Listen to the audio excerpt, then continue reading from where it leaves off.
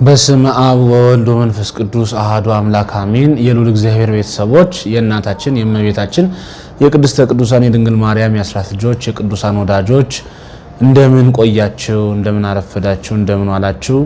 አሜን። ምህረት ቸርነቱን አብዝቶ ለዚህ ዕለት ለዚህ ሰዓት በሕይወት በጤና የጠበቀን እድሜ ለነሳ ዘመን ለፍስሐ ያደለን ቅዱስ የሆነ ቃሉን የሚያስተምረን የአባቶቻችን የቅዱሳን አምላክ ልዑለ ባሕርይ ቅዱስ እግዚአብሔር ስሙ ይክበር ይመስገን። እንኳን ጌታችን መድኃኒታችን ኢየሱስ ክርስቶስ ለጾመውና ታላላቅ የሚባሉ አርዕስተ ኃጣውእ ድል ለነሳበት ለታላቁ የዐቢይ ጾም በሰላም አደረሰን አደረሳችሁ። እንደ እግዚአብሔር ቅዱስ ፍቃድ የማቴዎስ ወንጌል ምዕራፍ 4 ንባብ እየተከተልን የእግዚአብሔርን ቃል እንማራለን። ለአበው ቀደምት ለነቢያት ለሐዋርያት ምስጢሩን ጥበቡን የገለጠን ለእኛም የሚግለጥልን የማቴዎስ ወንጌል ምዕራፍ 4 ቁጥር 1 ላይ ሲጀምር መንፈስም ወደ ምድረ በዳ መራው ይላል። ከዚህም በኋላ መንፈስ ወደ ምድረ በዳ መራው ይላል። ጌታችን ኢየሱስ ክርስቶስ በደ ዮሐንስ በማእከለ ዮርዳኖስ ከተጠመቀ የባሕርይ ልጅነቱን እግዚአብሔር አባቱ በደመና ሆኖ የምወደው ልጄ ይህ ነው ብሎ ከመሰከረ መንፈስ ቅዱስ በአምሳለ ርግብ ወርዶ በራሱ ላይ አርፎ ከታየ በኋላ ሳይውል ሳያድር ከዲያብሎስ ይፈተን ዘንድ ወደ ገዳመ ቆሮንቶስ ነው የገባው።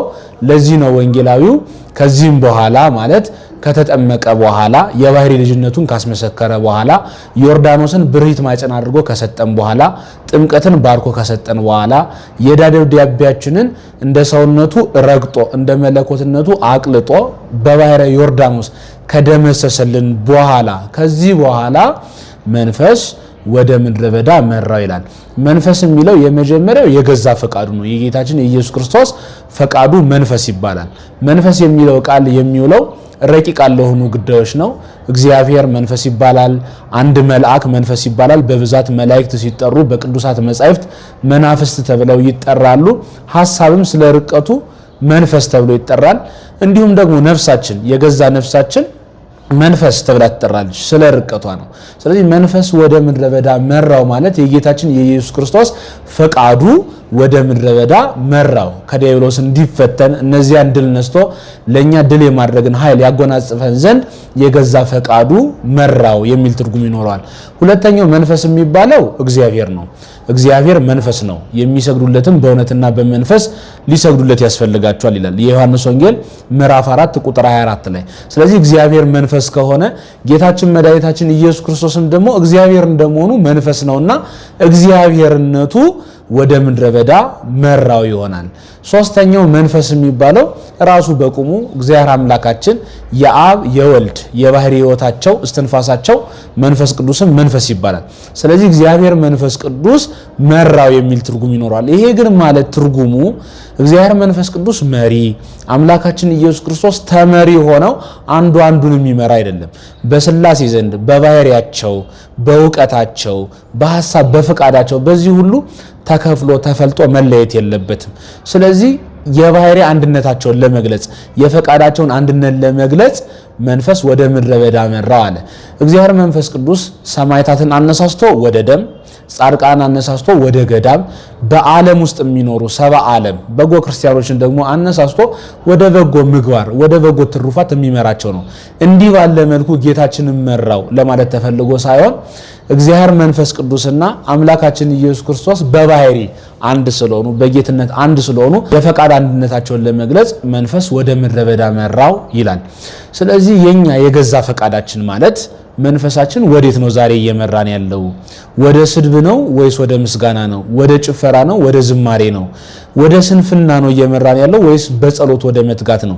ዝም ብሎ ያገኙትን ወደ ማግበስበስ ወደ መብላት ወደ መጠጣት ነው ወይስ ደግሞ በጾም ተወስኖ መላእክትን ቅዱሳን ወደ መምሰል ነው እየመራን ያለው የሚለው በሃይማኖት ብትኖሩ ራሳችሁን መርምሩ እንዳለ ቅዱስ መጽሐፍ ራሳችንን መመርመር ይገባናል።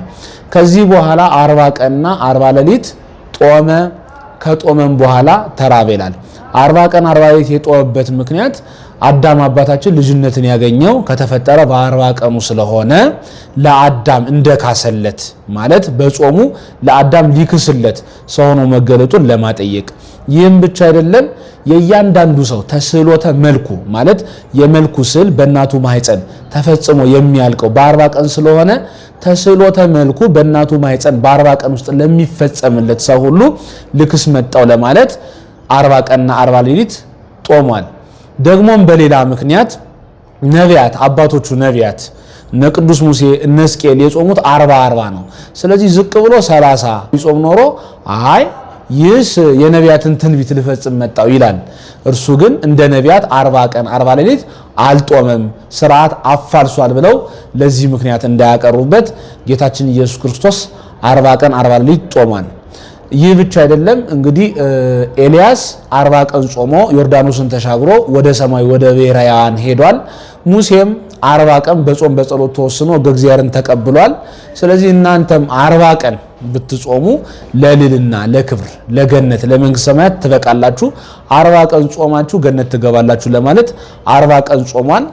እባብም ቆዳው የገረጀፈ እንደሆነ ያረጀ እንደሆነ 40 ቀን ከጾመ በኋላ በስቁረት ወይም ደግሞ በአለት ስንጥቅ መካከል ይሄዳል። ያ የአለቱ ስንጥቅ ቆዳውን ይገፍለታል፣ አዲስ ቆዳ ይኖረዋል ማለት ነው። ስለዚህ እናንተም ደግሞ 40 ቀን ብትጾሙ ተሐድሶ ነፍስ የነፍስ አዲስነት የነፍስ ተሐድሶ ይኖራችኋል ለማለት ጌታችን ኢየሱስ ክርስቶስ 40 ቀንና 40 ሌሊት ጾሟል። ሌሎችም ብዙ ምክንያቶች አሉ። ከብዙ በጥቂቱ ግን ይህ ነው። ከጦመ በኋላ ተራበ ይላል። እርሱ አምላክ ሆኖ ሳለ ለምን ተራበ ከተባለ ለአጽድቆተ ትስብእት ነው። አንድን በልጅነት ረሃብ፣ በወንጌል ረሃብ፣ በጽድቅ ረሃብ የምንሳቃይ እኛን ለማጥገብ እንደመጣ ሲያጠይቅ ጌታችን ኢየሱስ ክርስቶስ ስለኛ ተርቧል። በመራቡ ሰውነቱን ስንረዳ 2 ዓሣና 5 እንጀራ አበርክቶ 5000 ያህል ሰውን በማጥገቡ ደግሞ ጌትነቱን እንረዳለን። 40 ቀን 40 ከጦመ በኋላ ባይራብ ኖሮ ይህስ በምትሃት ሰው መስሎ ለኛ ታየ ተገለጠ እንጂ በአማን በእውነት ከፍጽምት ከድንግል ማርያም ከስጋዋ ስጋ ከነፍሷ ነፍስ ነስቶ ሰው አልሆነም። ሰውማ ቢሆን ኖሮ የሰው ባህሪው መራብ ነውና መራብ ይገባው ነበር ተብሎ በተነገረበት ነበር። ይህም ለመናፍቃን ስህተት ምክንያት እንዳይሆን ጌታችን ከጦመ በኋላ ተራበ። ዛሬኛ ከጦመን በኋላ እንራባለን ወይ? የረሃብ ስሜት ሲሰማን ነው የምንበለው ወይስ ደግሞ ሰዓቷ ስለደረሰችልን ብቻ ነው የምንበለው? ለምሳሌ ያው ሰዓተ ጾም የታወቀ ነው። አንድ ክርስቲያን እስከ 9 ሰዓት ቅዳሴውን ማዕከል አድርጎ ይጾማል። ከምሽቱ 3 ሰዓት ጀምሮ እስከ ቀጣዩ ቀን 9 ሰዓት እስከ ቀጣዩ ማለት 9 ሰዓት ይጾማል። በጥቅሉ 18 ሰዓት ይሆናል። ልክ ከጾምን በኋላ የረሃብ ስሜት ባይሰማን ሄደን ሮጠን ሰዓታ ጾሟ ብቻ ስለደረሰችልን እንበላለን ወይስ ደግሞ እስኪርበን እንታገሳለን? ጌታዬ እኮ መድኃኒቴ ኢየሱስ ክርስቶስ እኮ ከጦመ በኋላ ተርቧል። እኔ ታዲያ ረሃብ ሳይሰማኝ ለምንድን ነው የምበላው?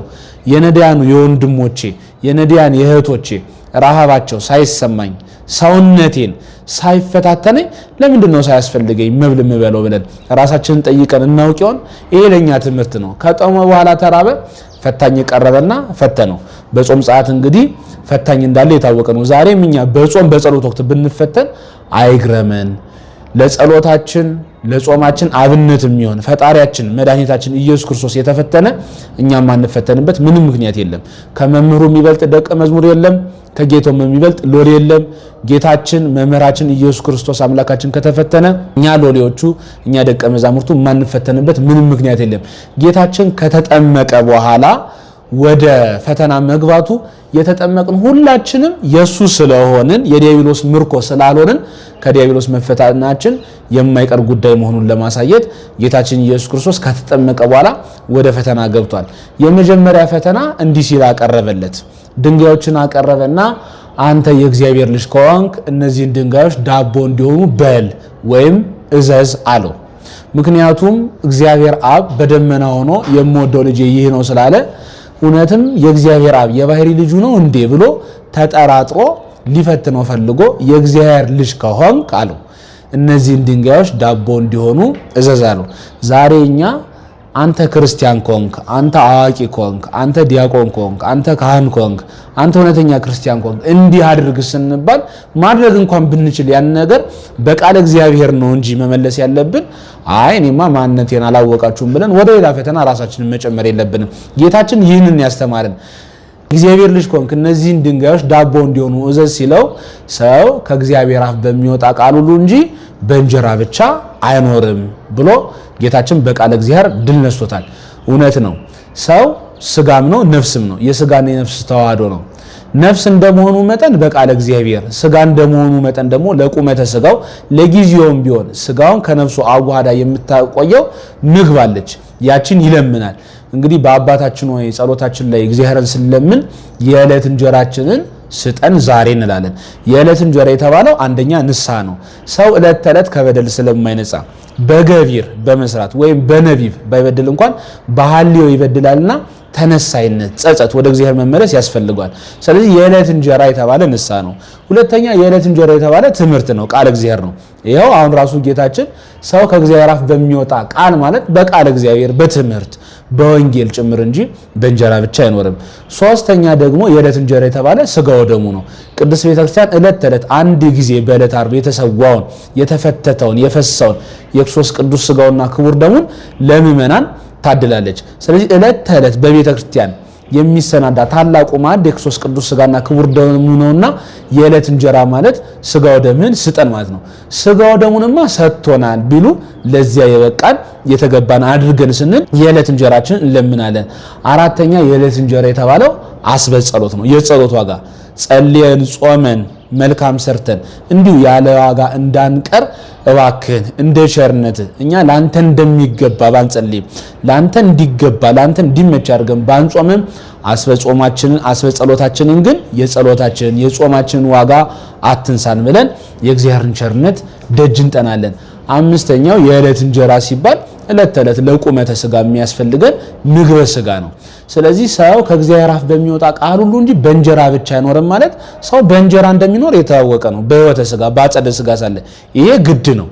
መነኮሳቱ ባህታውያኑ መናንያኑ እንኳን ሳምንት ቢያከፍሉ ወር ቢያከፍሉ 40 ዘግተው ቢጾሙ እንኳን ጥቂት ይቀምሳሉ። ያ ለቁመተ ስጋ የሚያስፈልግ ስለሆነ ማለት ነው። ሁለተኛው ደግሞ ሰው ነፍስ እንደመሆኑ መጠን ቃል እግዚአብሔር ያስፈልገዋል ማለት ነው።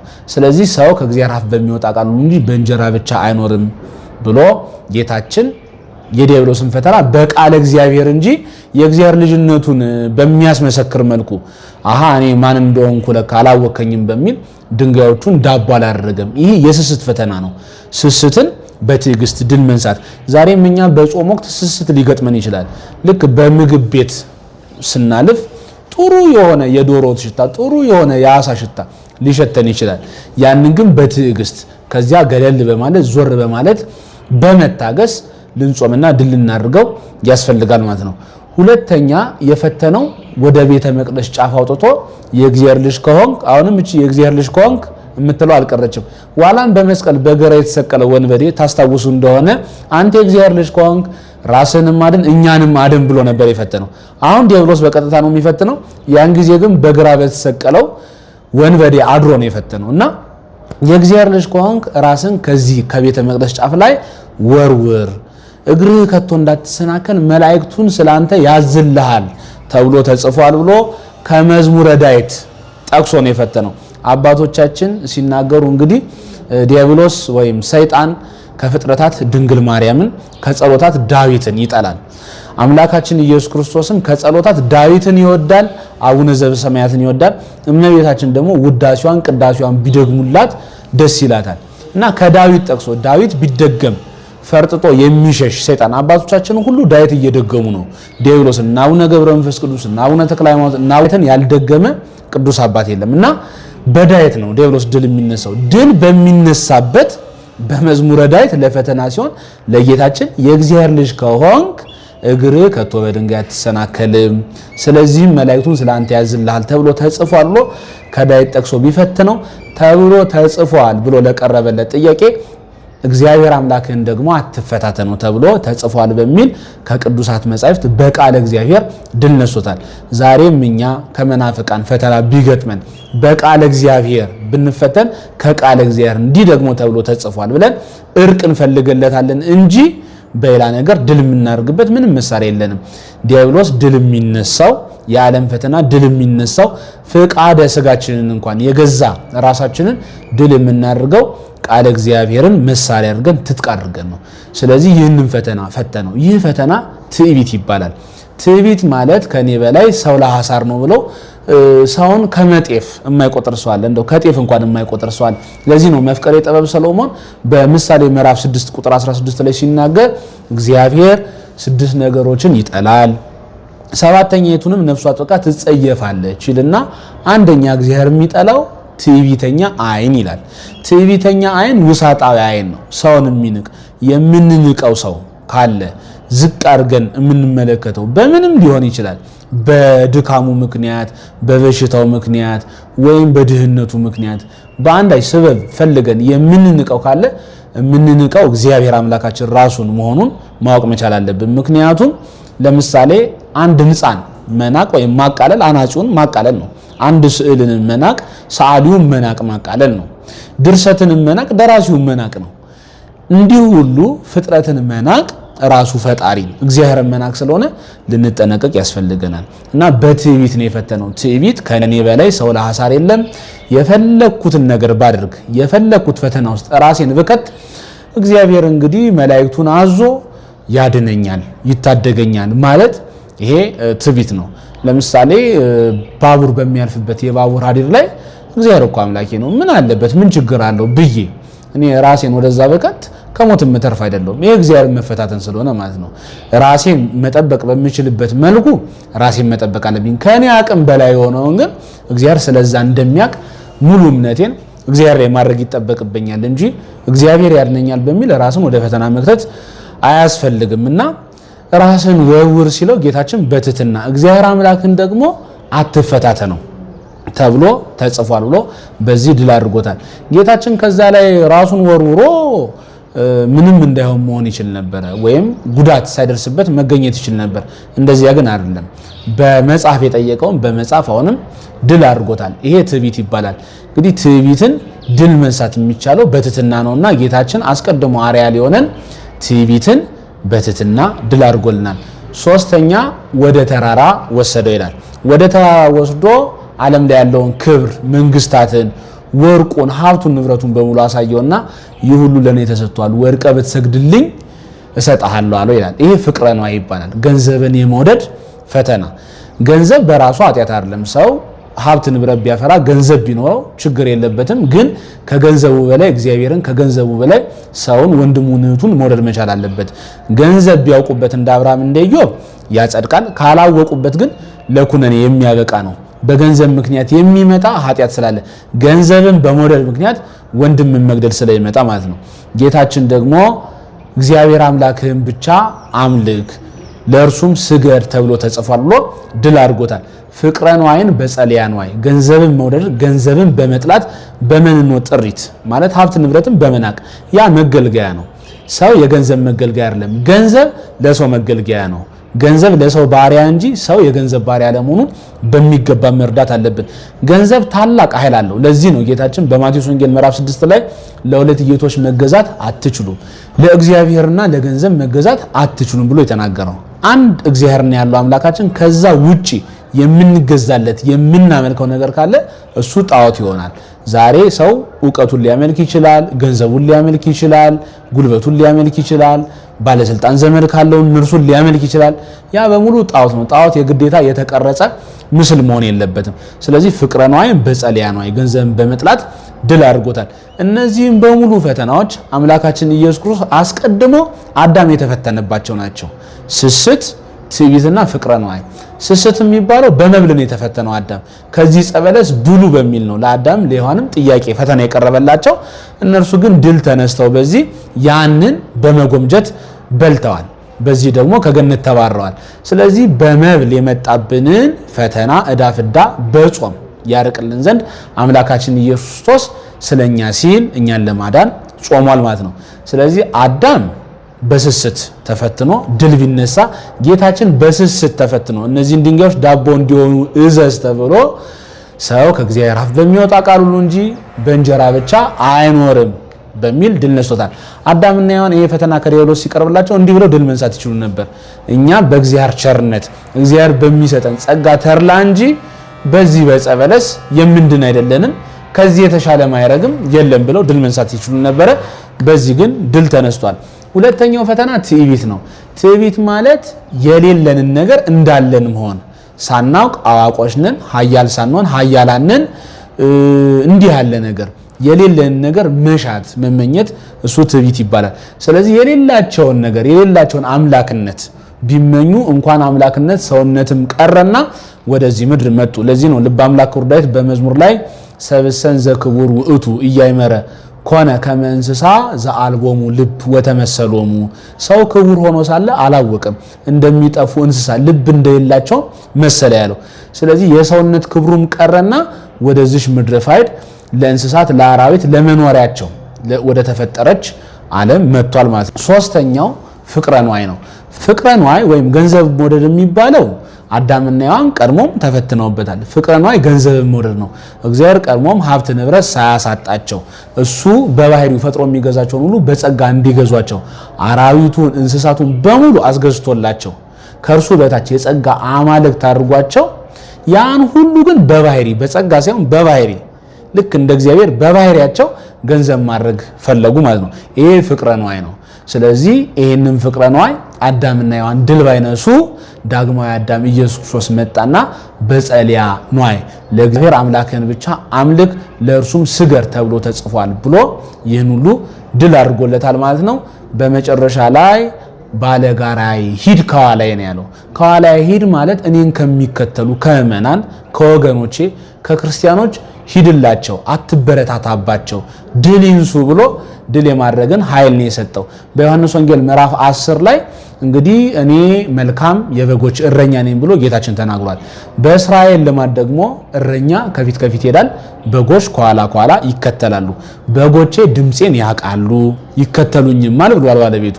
እሱ እረኛችን ነው፣ እኛ በጎቹ ነን። በግ እረኛውን ከኋላ ከኋላ እንደሚከተል እረኛ ደግሞ ከፊት ከፊት እንደሚመራ ጌታችን እሱ እየመራን እኛ የምንከተለው ስለሆነ ከኋላዬ ማለት ከበጎቼ ከወገኖቼ ሂድላቸው አትበርታባቸው ብሎ ከኛም ድል የሚያደርግበትን ኃይል ነጥቆታል። መላእክትም ቀርበው ያገለግሉት ነበር ማለት ነው። ጌታችን ኢየሱስ ክርስቶስን መላእክት ማገልገል የጀመሩት ያን ጊዜ አይደለም። በቤተልሔም ሲያገለግሉት አይተናል። ገና ቅድመ ስጋዌ ሰው ከመሆኑ በፊት አስቀድመው መላእክት ከተፈጠሩበት ቀን አንስቶ እግዚአብሔርን በማገልገል ላይ ናቸው። ምስጋናቸው እረፍታቸው ምስጋናቸው ሆኖላቸው እግዚአብሔርን ያገለግላሉ፣ ያመሰግናሉ። በክብር ላይ ክብር፣ በጣዕም ላይ ጣዕም፣ በማዕዛ ላይ መዓዛ፣ በውበት ላይ ውበት እየተጨመረላቸው ይሄዳል። ቅዱስ ቅዱስ ቅዱስ እግዚአብሔር ምድር ሁሉ ከክብሩ ተሞልታለች የሰራዊት ጌታ እግዚአብሔር እያሉ ሲያመሰግኑ አንዱን ቅዱስ ብለው ሌላኛውን ቅዱስ እስኪሉ የሚጓጉ አወዳሾች ቀዳሾች ናቸው ቅዱሳን መላእክት። ነገር ግን እናንተም ይህንን ድል ብትነሱ በጾም በጸሎት በእግዚአብሔር ቸርነት ድል ብትነሱ ስስትን በትዕግስት ትዕቢትን በትህትና ፍቅረ ንዋይ ገንዘብን በመጥላት ድል ብትነሱ መላእክት ይቀርቧቸዋል። መላእክት ቀርበው ያገለግሏቸዋል። ለንጻሬ መላእክትን ለማየት ትበቃላችሁ ለማለት እነዚህን ፈተናዎች ድል እንደነሳ ወንጌላዊ ቅዱስ ማቴዎስ ከጻፈልን በኋላ መላእክት ቀርበው እንዳገለገሉት ነገረን ማለት ነው። ስለዚህ ዛሬም እኛ እንደተናገረው ነው ወበዝንቱ ዘመድ እይወጽእ እንበለ ጾም ወጸሎት። እንዲህ ያለው ዘመድ እንዲህ ያለው ወገን እንዲህ ያለው አብሮ አደጋኔን ከጾም ከጸሎት በቀር አይወጣም ብሎ በማቴዎስ ወንጌል ምዕራፍ 17 ነግሮናል። እያንዳንዳችን እንግዲህ ያለብን አብሮ አደጋኔን እናውቀዋለን። ከልጅነት ጀምሮ የሚያሰራን አልተው ያለን ክፉ ልማድ ያ በጾም በጸሎት ነው የሚለቀውና ጌታችንን ደጅ በመጥናት በጾም በጸሎት እነዚህን ድል እንድንነሳ እግዚአብሔር አምላካችን ቅዱስ ፈቃዱ ይሁንልን። እነዚህ ሶስቱ አርእስተ ኃጣውእ ይባላሉ። የኃጢአት ራሶች ናቸው። ስስት፣ ትዕቢትና ፍቅረ ንዋይ። እነዚህን ድል የነሳ በሌላው ድል አይነሳም። በእነዚህ ድል የተነሳ ደግሞ በሌላው ድል ይነሳል። ሶስቱ ደግሞ አርእስተ ምግባራት ይባላሉ። ጌታችን ድል የነሳባቸው ትዕግስት፣ ትህትናና ገንዘብን መናቅ። ዛሬ እኛ ከገንዘብና ከወንድማችን እውነት ለመናገር ከገንዘብና ከቤተሰባችን ከገንዘብና ከሰው ማን ነው የምንወደው? አረሱ ይቅርና ከገንዘብና ከእግዚአብሔር ማን ነው የምንወደው? ይህንን በሚገባ አስራት እናወጣለን፣ ለነዳያን እንሰጣለን፣ አንሰስትም፣ ሰዎች ላይ አንፈርድም። ይሄ ሰርቶ አይበላም እንዴ ሰርታ አትበላም እንዴ ወጣት አይደለች እንዴ እያልን ፊታችን ቆመው ፊታችን እየለበለባቸው ደጅ የሚጠኑን ሰዎች በምን አይነት ምልከታ ነው የምንመለከታቸው? እዚህ ላይ አስተያየት መስጠት አንችልም።